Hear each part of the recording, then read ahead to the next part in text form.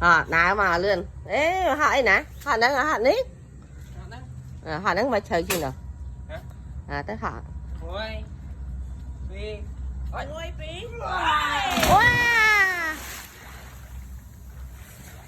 mua tiết họ nè